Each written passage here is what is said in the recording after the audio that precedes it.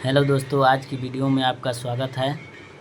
आज जानेंगे कि भाषा किसे कहते हैं, भाषा क्या है, इसी के बारे में आज समझेंगे। ठीक है, तो चलिए शुरू करते हैं। मनुष्य एक विचारशील प्राणी है। जिस साधन के द्वारा वह अपने मन के विचारों तथा भावों को बोलकर या लिखकर दूसरों के सामने व्यक्त करता है तथा दूसरों के भावों और विचारों को स्वयं ग्रहण करता है, उसे भाषा कहते हैं। ठीक है, या वही भाषा कहलाते हैं। भाषा दो प्रकार के होते हैं।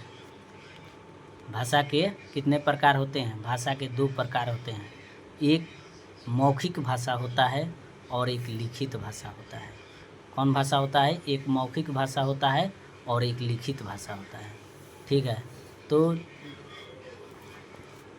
चलिए लिखित भाषा के बारे में जानते हैं। लिखित भाषा क्या है? जब हम अपने मन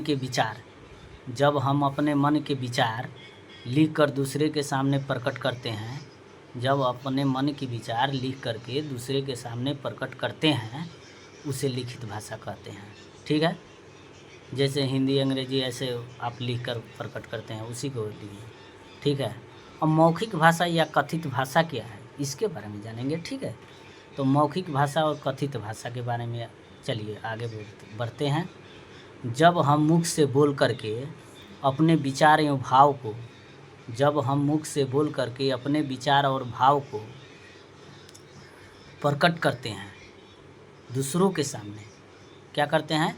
दूसरों के सामने प्रकट करते हैं, उसे कथित या मौखिक भाषा कहते